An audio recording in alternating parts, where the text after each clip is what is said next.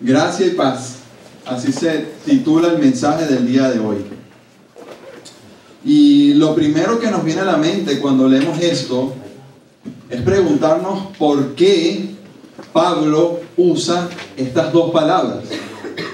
¿Por qué gracia y paz? ¿Por qué no cualquier otra palabra? ¿Por qué no se le ocurrió cualquier otra? ¿Será que fue unas palabras al azar que se le ocurrieron? ¿Será que porque Pablo está saludando simplemente era una costumbre? ¿Será que, no sé, simplemente las dijo por decirlas? Y eso me recuerda, una persona contaba una vez que estaba en una reunión y una persona le preguntó a otra, ¿cómo está tu mamá? Y la persona le dijo, no, mi mamá murió hace 3 meses. Qué bueno que está bien.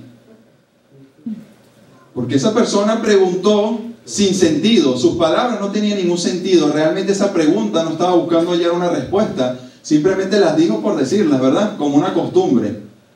Pero sin duda que este no es el caso de este texto. Y para ello vamos a recordar quién es la persona que está aquí escribiendo. Estuvimos estudiando que la persona que está escribiendo es el apóstol Pablo. Aquel fariseo que tuvo un encuentro real con Cristo que transformó su vida para siempre. Aquel que iba camino a perseguir a la iglesia de Cristo y destruirla. Dice la palabra de Dios que una luz más resplandeciente que la luz del mediodía lo dejó ciego, quedó en el piso tirado. Y le dijo, Pablo, ¿por qué me persigues? Ese encuentro con Cristo transformó su vida para siempre. De manera que este Cristo que se le apareció a Pablo, no solo se le apareció en aquel momento, sino luego lo instruyó en la verdad. Pablo dice en Gálatas, nadie me contó a mí del mensaje del Evangelio, sino que Cristo mismo me enseñó ese mensaje. Cristo mismo le da la autoridad como apóstol y lo envía, y por ende, este Pablo que está delante de nosotros tiene la autoridad delegada por Cristo para enseñarnos la verdad que viene de Cristo. Es decir, para enseñar doctrina. Así que este Pablo, inspirado por el Espíritu de Dios, creemos, por lo que dice la palabra, Timoteo, en la carta a Timoteo, Pablo mismo lo expresa, toda la Escritura es inspirada por Dios. Y dice, ninguno de los hombres que escribieron se atrevieron a escribir por su propia iniciativa. Ah, no, yo creo que voy a escribir esto. Sino que todos ellos hablaron de parte de Dios, inspirados por el Espíritu de Dios. De manera que aquí vemos a un Pablo inspirado por el Espíritu escribiendo esta carta. De manera que está totalmente descartada la opción de que la palabra gracia y paz haya sido una mera casualidad. Si no basta esto, y esto nos tiene que llevar a reflexión, que cuando estudiamos la Escritura, no la podemos estudiar como si estamos estudiando una revista, ¿verdad? O como si estuviéramos leyendo un periódico, sino que estamos escudriñando la palabra de Dios, y cada palabra allí escrita tiene un propósito y un significado para nuestras vidas. Ahora, si no fuera esto poco, Pablo no solo escribió gracia y paz en la carta a los Efesios, sino que también Pablo escribió a la carta de los Romanos, en la carta a los Corintios, en la carta de Gálatas, Efesios, Filipenses, Colosenses, Primera y Segunda de Tesalonicenses, Timoteo, Tito y Filemón. En sus 13 cartas, Pablo comienza en su introducción dando estas dos palabras: gracia y paz a vosotros. Ahora, esto nos tiene que llamar la atención porque entonces tenemos que entender qué era lo que Pablo estaba queriendo comunicar con estas dos palabras. ¿Qué es esto, Pablo, de gracia? ¿Qué nos estás queriendo decir? ¿Y qué es esto de paz? ¿Cuál es el significado? ¿Qué nos estás queriendo comunicar? Es mi deseo que hoy, a través de esta enseñanza, podamos entender el significado de estas dos palabras y aplicarlas a nuestra vida, entender realmente su verdadero significado. Vemos entonces aquí a un Pablo con el deseo genuino de que los creyentes experimenten, tengan y gocen de gracia y paz.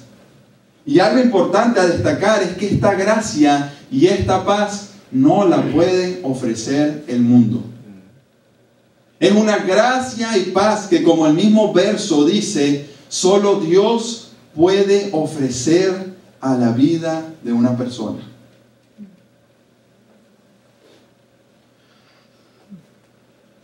Ahora, la pregunta esta mañana que te quiero hacer es la siguiente. ¿La gracia y la paz están presentes en tu vida? ¿La gracia y la paz es una realidad para ti? Entonces vayamos al significado de estas dos palabras. Vamos primero a definir la palabra gracia. Esta palabra tiene una gran importancia porque la gracia es el principio de la fe cristiana.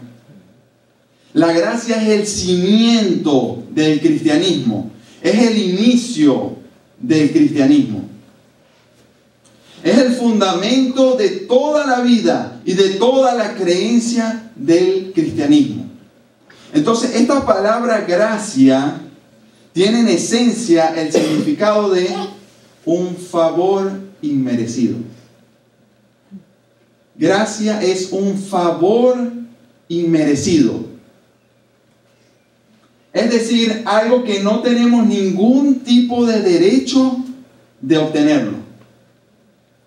Y un buen ejemplo de esto es, por ejemplo, una persona que hizo algo malo y en vez de darle su padre, un niño, un castigo, le da un premio.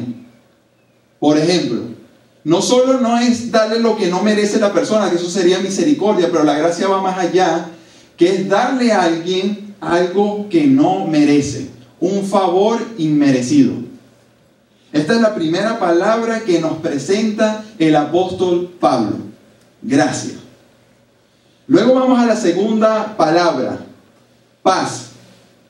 Esta palabra que en griego es eirene, pero en hebreo es shalom. Shalom sea la paz. Ahora, cuando escuchamos esta palabra, muchas veces se nos viene a nuestra mente ¿qué es? Tranquilidad, ¿verdad? Reposo, descanso o ausencia de problema. Y aunque la palabra paz de cierta manera puede involucrar esto, el verdadero significado o origen de esta palabra, como lo dice el doctor Martin Lloyd-Jones, y del cual estoy de acuerdo, en su origen la palabra griega tiene el significado de unión. Paz es unión. Es decir, entendemos la paz como la unión después de la separación. Hay una separación, viene la paz y vuelve ¿qué? Una unión. Es reconciliar, traer de vuelta. Es algo que estaba roto y luego viene a ser uno nuevamente. Estaba roto y vuelve a ser uno. Eso es lo que en esencia el significado de la palabra paz en el original tiene. Ahora, un ejemplo para esto podría ser dos países en guerra.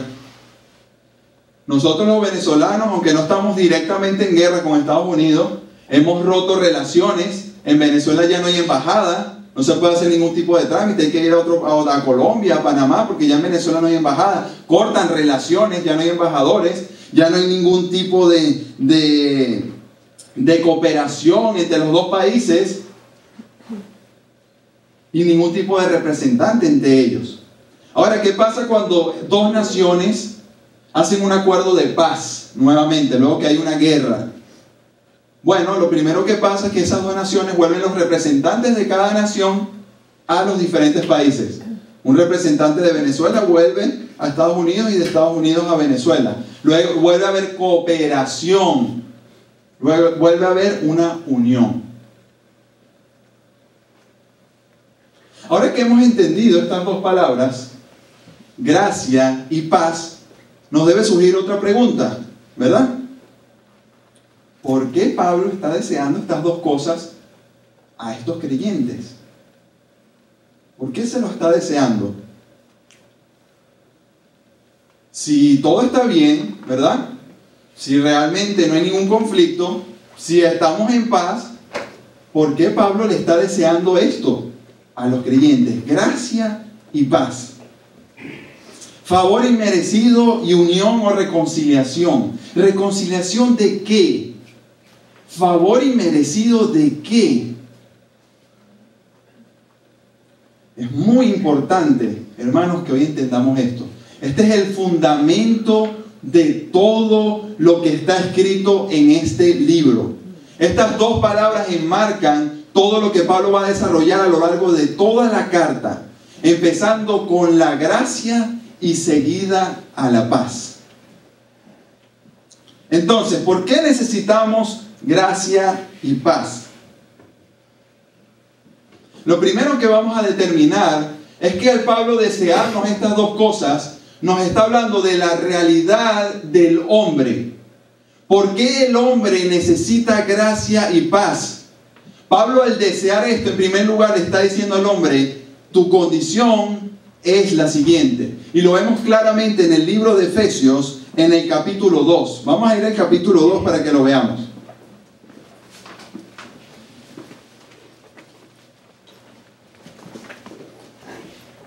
En el capítulo 2, versículos 1 al 3, vemos a Pablo diciendo, antes ustedes estaban muertos a causa de su desobediencia y de sus muchos pecados. Vivían en pecado igual que el resto de la gente, obedeciendo al diablo, el líder de los poderes del mundo invisible, quien es el espíritu que actúa en el corazón de los que se niegan a obedecer a Dios. Todos vivían así. ¿Quiénes? Todos vivían así en el pasado, siguiendo los deseos de nuestras pasiones y la inclinación de nuestra naturaleza pecaminosa. Por nuestra propia naturaleza éramos objeto del enojo de Dios igual que todos los demás. Pablo aquí está planteando, está entregando un rayo, vamos a decir como un rayo X de la situación del hombre sin Dios. Aquí está el hombre sin Dios y por eso necesita gracia y paz. Pero esto no describe a otro más que a ti y a mí. Tú y yo somos por naturaleza, desde nacimientos, enemigos de Dios. Nacemos en rebelión en contra de Él. Tú y yo por naturaleza odiamos a Dios y peleamos en contra de Él. Tú y yo por naturaleza hacemos totalmente lo opuesto a Dios. Tú y yo por naturaleza estamos, como dice el texto, bajo el enojo de Dios mismo. Y eso es lo que está describiendo el texto. Estamos bajo el enojo de Dios por causa de nuestra muerte, a causa de nuestra desobediencia y de nuestros muchos pecados. Quizás tú digas hoy, oye, eso no es verdad. Yo no odio a Dios. Yo no estoy en contra de Él. Lo que estás diciendo, esa palabra, no es verdad. Es mentira. Pero míranos. No estamos como locos buscando una explicación para el mundo, la creación, que saque a Dios de la ecuación para no tener que lidiar con un Dios y con un juicio venidero. ¿Acaso no estamos intentando demostrar que Dios no existe para poder vivir tranquilos sin tener que rendirle cuentas? ¿Acaso no nos rebelamos contra sus mandamientos y contra sus leyes? ¿No queremos nosotros ser quienes digamos lo que es bueno y lo que es malo? Cuando Dios ha dicho que el adulterio es malo, nosotros decimos, no está malo, es aceptable. Cuando Dios dice que la fornicación está mal, toda relación extramatrimonial fuera del matrimonio, nosotros decimos, no está bien, puedes disfrutar de eso. Cuando decimos, no, la pornografía no está mal, está bien, eso es normal, puede disfrutarlo todo el que lo quiera. Cuando decimos la homosexualidad está bien, cada quien puede elegir lo que quiera, pero Dios ha diseñado que el matrimonio es entre un hombre y una mujer. Cuando decimos que odiar a otros está bien y guardar rencor en nuestro corazón contra otros, cuando Dios ha dicho que debemos amar al prójimo como a nosotros mismos. Cuando decimos que mentir está bien y no es tan malo, Cuando la avaricia está presente en nuestro corazón y pareciera que está bien. Cuando la idolatría, cualquier cosa que está por encima de Dios o en primer lugar de Dios, cualquier cosa o persona que adoremos, está bien para nosotros, no es algo tan mal, pero Dios ha dicho y ha decretado que eso no está bien. ¿No nos rebelamos acaso en contra de la verdad de que fuimos creados con un solo propósito? Glorificar a Dios. Y no nos gusta esa verdad, porque nosotros queremos ser glorificados nosotros mismos.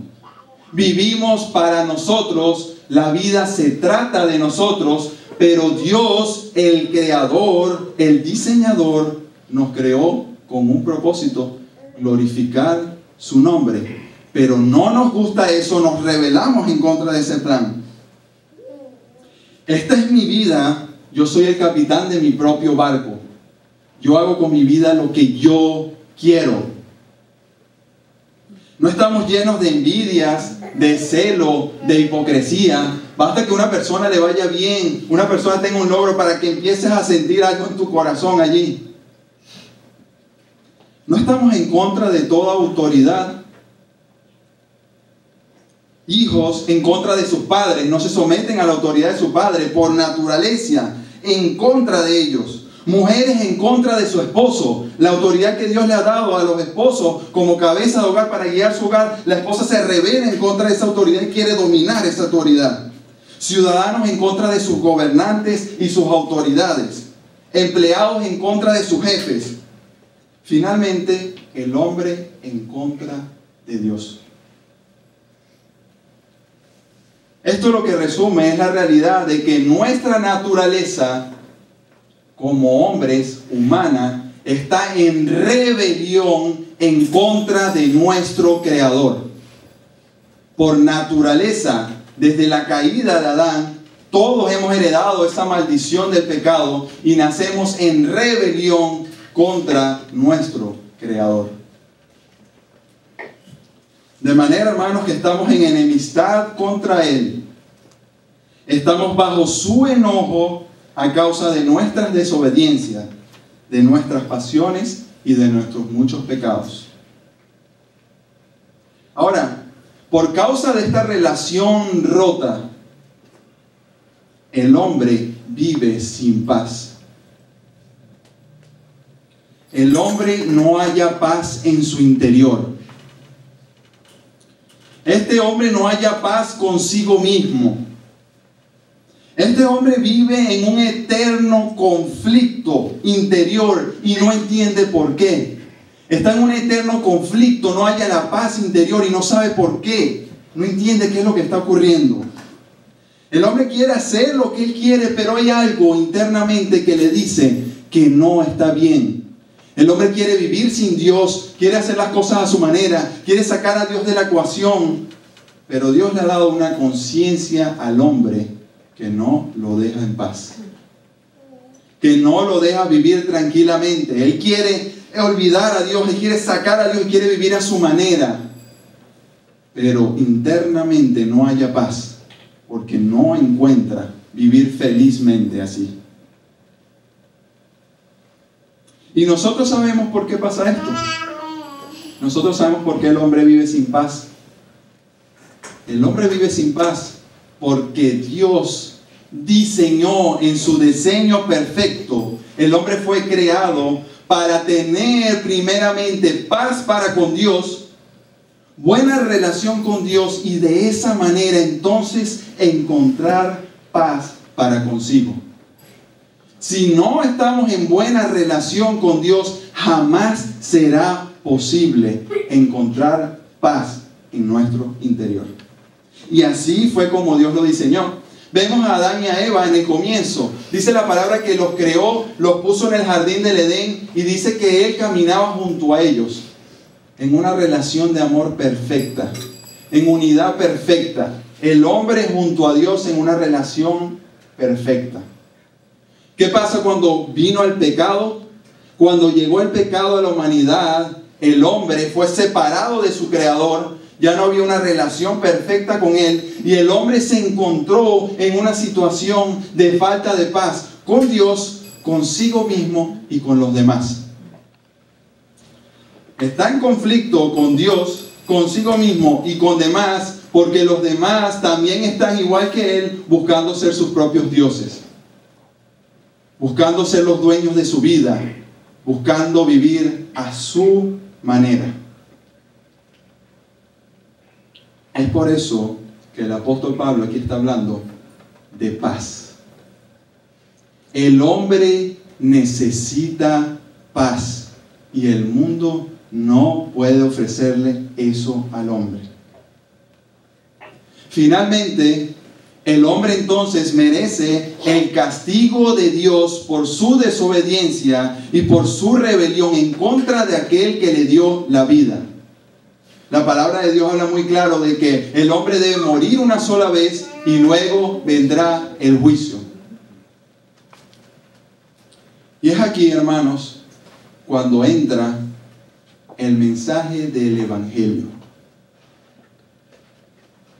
¿Qué es el Evangelio? La palabra el Evangelio significa buena noticia. Buena noticia, Daniel, solo me has dado malas noticias hoy. La buena noticia comienza con la palabra gracia. Esa palabra gracia que ya explicamos quiere decir algo inmerecido. Pero es imposible entender la gracia, al menos que entendamos la condición del hombre, la condición original del hombre sin Dios. Entonces este Dios, en lugar de darle el castigo que el hombre merecía por causa de su pecado, le dio gracia. Un favor inmerecido. Algo que él no merecía y nunca merecerá. A pesar de la condición del hombre, a pesar de que el hombre estaba en enemistad contra Dios, a pesar que el hombre había decidido rechazar a Dios y sacarlo de su vida, Dios busca reconciliación. ¿Quién tomó la iniciativa? Dios. Dios se acerca a ese hombre que se había rebelado en contra de él y dice: vamos a hacer la paz. Vamos a reconciliarnos.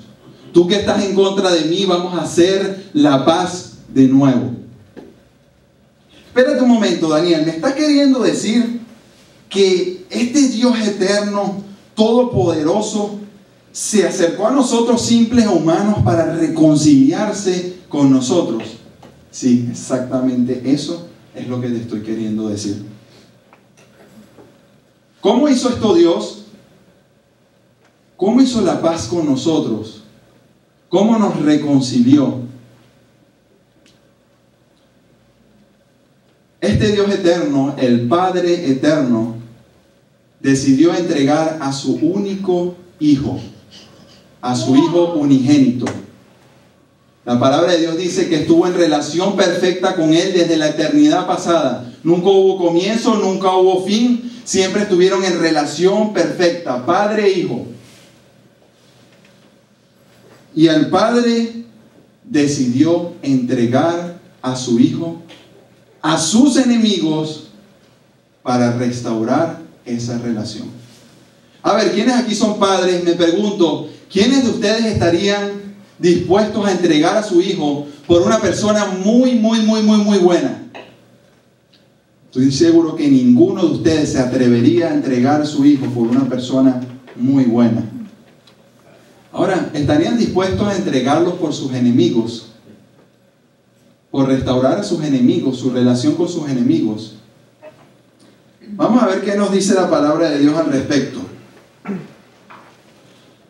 Cuando éramos, estamos leyendo Romanos 5, 6 al 11, cuando éramos totalmente incapaces de salvarnos, Cristo vino en el momento preciso y murió por nuestros pecados. Ahora bien, casi nadie se ofrecería a morir por una persona honrada. Aunque tal vez alguien podría estar dispuesto a dar su vida por una persona extraordinariamente buena. Pero Dios mostró el gran amor que nos tiene al enviar a Cristo a morir por nosotros cuando todavía éramos pecadores. Entonces, como se nos declaró justos a los ojos de Dios por la sangre derramada de Cristo, muerte de cruz, para los romanos esa fue la muerte más despiadada que pudieron haber creado y solo estaba destinada para los peores criminales. Morían literalmente asfixiados, no podían respirar y hasta que derramaban su última gota de sangre allí. Por esa sangre nos declaró justos. Con toda seguridad, Él nos salvará de la condenación de Dios por los méritos de Cristo. Versículo 10. Pues como nuestra amistad con Dios quedó ¿qué? Restablecida por la muerte de su Hijo cuando todavía éramos sus enemigos. Dios restableció esa relación con Él cuando todavía éramos sus enemigos. Con toda seguridad seremos salvos también por la vida de su Hijo. Si el Señor nos entregó a su Hijo cuando éramos sus enemigos, ahora por Él ¿acaso no seremos salvos de nuestra condenación? Así que ahora podemos alegrarnos por nuestra nueva y maravillosa relación con Dios, gracias a que nuestro Señor Jesucristo nos hizo amigos de Dios. Hermanos, podemos alegrarnos porque tenemos una nueva y maravillosa relación con Dios a través de la sangre de Cristo. Colosenses 1:21-22 también habla al respecto y dice: eso los incluye a ustedes, que antes estaban lejos de Dios. Eran sus enemigos, separados de Él por sus malos pensamientos y acciones. Dios es un Dios santo, sin mancha y sin pecado. No tiene relación con el pecado. Estamos separados de Dios. Eso es algo que nadie nos enseña, ¿verdad? Nacemos creyendo que somos amados, que somos hijos de Dios, que todos le pertenecemos a Él, pero la palabra de Dios nos enseña que nacemos siendo enemigos de Dios, separados por nuestros malos pensamientos y acciones. Pero ahora, y está la buena noticia, Él los reconcilió consigo mediante la muerte de Cristo en su cuerpo físico. Como resultado, los ha trasladado a su propia presencia y ahora ustedes son santos, son libres de culpa y pueden presentarse delante de Él sin ninguna falta. Hermanos, Dios hizo todo esto, este plan maravilloso, por su inmensa gracia. Ninguno de nosotros merecía ese regalo. Ninguno de nosotros merecía esa dádiva de que el Hijo de Dios viniera a pagar por nuestras transgresiones. El Señor nos regaló la paz. Entonces, ¿cuál es el resultado de esta gracia maravillosa de Dios a través de Cristo? Esta gracia que ha venido a través de Cristo, este favor inmerecido, el resultado, hermanos, es la paz. En Cristo, en primer lugar, tenemos paz para con Dios. Ahora ya no somos sus enemigos, ya no estamos en enemistad contra Él, porque en Cristo fue restaurada esa relación. Estamos en paz con Él. Pero a su vez, por primera vez, el hombre está en paz consigo mismo.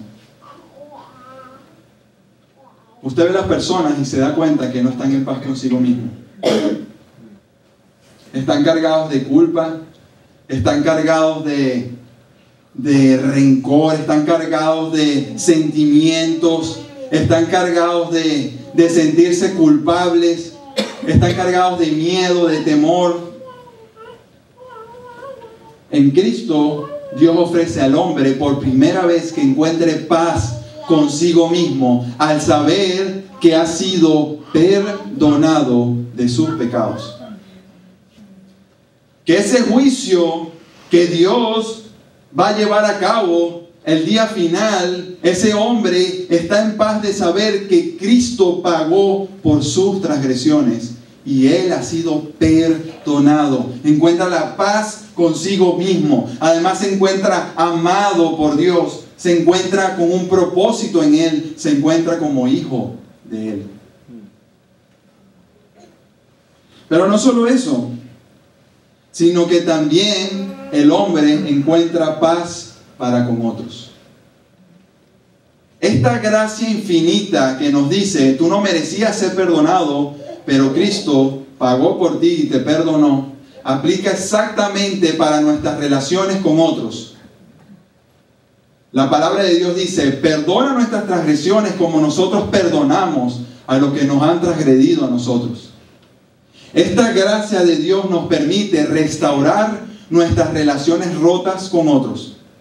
Con la misma gracia que hemos recibido. No porque la persona merezca perdón, a lo mejor lo que hizo estuvo muy mal y nunca se ha arrepentido. Pero esta gracia infinita nos permite llegar a un acuerdo, llegar a una unión, llegar a un perdón por los méritos de Cristo. Y me pregunto si hay alguna relación que tú tengas que restaurar con la gracia y la paz de Cristo. Finalmente, si nos queda alguna duda de dónde surge, de dónde emana esta gracia y paz, el versículo nos dice, gracia y paz a vosotros de, en primer lugar, Dios nuestro Padre. Y cuando vemos allí, no solo se dice Dios, sino se habla de un Padre. Eso me conecta directamente con el Evangelio de Juan. Versículo 10 al 12 dice, está hablando de Jesucristo. Él vino al mismo mundo que Él había creado, pero el mundo no lo reconoció. Vino a los de su propio pueblo y hasta ellos lo rechazaron. Pero, aquí hay un cambio, pero a todos los que creyeron en Él, en Cristo, y recibieron a Cristo, les dio el derecho de llegar a ser hijos de Dios. Daniel, ¿me está queriendo decir que no todos son hijos de Dios? Es exactamente lo que te estoy queriendo decir. El texto lo dice muy claramente. A todos los que creyeron y recibieron a Cristo, Él les dio el regalo de llegar a ser hijos de Dios. Hermanos, Dios es nuestro Padre. Si tú has creído en Cristo, le has entregado tu vida, has sido perdonado, has nacido de nuevo por su gracia, tú ahora eres hijo de Dios. ¿Entiendes lo que significa? Si eres padre, mira a tu hijo. ¿No estarías dispuesto a darle todo a tu hijo? ¿No estarías dispuesto a entregar tu vida por tu hijo? Ahora, ¿qué significa que tú ahora seas un hijo de Dios? ¿Qué involucra eso para ti? ¿Acaso involucra paz? Ahora, no solo es padre, no es un padre, sino es que nuestro Padre. Y Pablo aquí no se equivocó cuando puso el nuestro tampoco, lo dijo por casualidad. Igual Cristo en la oración, ¿se acuerdan? Que nos enseñó Padre nuestro. ¿Por qué nuestro? Porque eso habla de una cercanía. No es un Padre lejano, no es un Dios que está allá por el tercer cielo y nosotros aquí en la tierra muriéndonos y no sabe nada de nosotros. Es un Dios cercano, es nuestro. Tú puedes decir, Él es mío, Él es mi Padre. Ya Dios no es nuestro enemigo. sino que ahora somos realmente sus hijos. Somos hijos de Dios. En segundo lugar, el texto nos dice que esa gracia y paz no solo emana de Dios el Padre, sino de nuestro Señor Jesucristo, del Señor Jesucristo. Y es que esta gracia y esta paz viene de igual manera del Padre como del Hijo. Este texto lo que nos está ayudando a entender es que no hay una separación entre el Padre y el Hijo. Es exactamente la misma gracia y la misma paz de un solo Dios. Y lo que aquí Pablo nos está queriendo decir cuando llama, no solo dice Jesucristo, sino que le dice el Señor Jesucristo. Está queriendo decir que Cristo es todo. Que Cristo es el Señor. Que Cristo es igual a Dios eterno, sin principio y sin fin, y lo hace uno con el Padre. Lo que Pablo está queriendo comunicar es que este Cristo es ese Jehová o Yahvé que los judíos ni siquiera podían pronunciar por temor. Que Cristo es uno junto al Padre.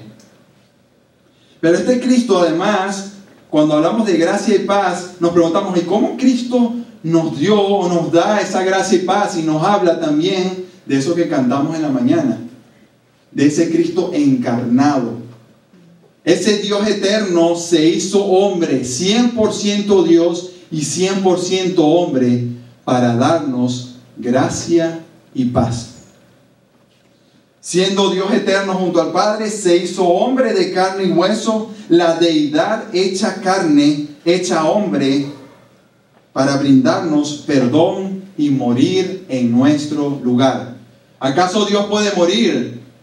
No, ciertamente no. Él tomó un cuerpo humano, dice la palabra de Dios, que se despojó de su gloria, se encarnó y nació como un niño en debilidad, para luego entregar su cuerpo, su sangre, y morir en una cruz por nuestras transgresiones. Así que Él tomó el castigo que merecíamos y lo llevó sobre Él en la cruz. Ahora, hermanos, tú y yo somos hijos de Dios y además hay una promesa. Pasaremos la eternidad junto a Dios como nuestro Padre y con nuestro Señor Jesucristo. Para terminar esta mañana, quiero conectar este texto con algo que dice el apóstol Pedro y que complementa un poco. Fíjense lo que dice el apóstol Pedro en su segunda carta. Dice que Dios les dé cada vez más gracia y paz. Exactamente las mismas dos palabras. A medida que crecen en el conocimiento de Dios y de Jesús nuestro Señor. Y lo que Pedro aquí está exhortándonos es en que debemos crecer en esta gracia y esta paz de la que hemos hablado. Podríamos decir entonces que hay algunos creyentes que disfrutan a mayor plenitud la gracia y la paz de Dios que otros. Un ejemplo de esto es Hetty Green. No sé si han escuchado de ella. Hetty Green. Ella fue una empresaria muy famosa en Estados Unidos y fue extremadamente rica aquí en Estados Unidos durante la Edad Dorada. Pero esta mujer tenía una característica. Era tan avara que vivía como una mendiga. Su ropa era como de pordiosera. Vivía en la casa como una mendiga para no gastar dinero en eso. Extremadamente avara. Incluso llegó a entrar dentro del récord Guinness como la mujer más tacaña del mundo. Ahora, hay creyentes que son así. ¿Sí? ¿Cómo? Bueno, hay creyentes que tienen...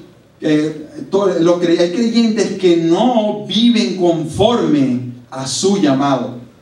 No viven conforme a lo que Dios les ha dado. Y el próximo texto que vamos a estudiar el domingo que viene, que es el versículo 3, dice: toda la alabanza sea a Dios, nuestro Padre, del Señor Jesucristo, quien nos ha bendecido con toda clase de bendición espiritual. Toda clase de bendición espiritual en los lugares celestiales, porque estamos unidos a Cristo. Hay creyentes que viven como si fueran hijos de, no sé, de su papá, ¿sí? Y no viven bajo la realidad de que son hijos del Rey de Reyes, y no viven bajo la realidad de lo que ya Cristo ha ganado para ellos. Ahora, ¿cómo podemos crecer en eso? El texto nos lo dice muy claramente. Debemos crecer en conocimiento. Conocer a nuestro Dios. Solo a través del conocimiento de nuestro Dios podremos realmente vivir, gozar de esta gracia y de esta paz que ya nos han sido dadas, pero que muchos creyentes viven sin disfrutarla. Te pregunto finalmente, ¿realmente conoces a Cristo? ¿Realmente lo conoces a Él? ¿O Él solo para ti es una religión, es una tradición, es una persona, fue un profeta importante, fue un hombre que vivió? ¿O realmente lo conoces como el Dios eterno, como el Mesías, como el Salvador prometido? ¿Realmente tienes gracia y paz en tu vida? Vamos a orar.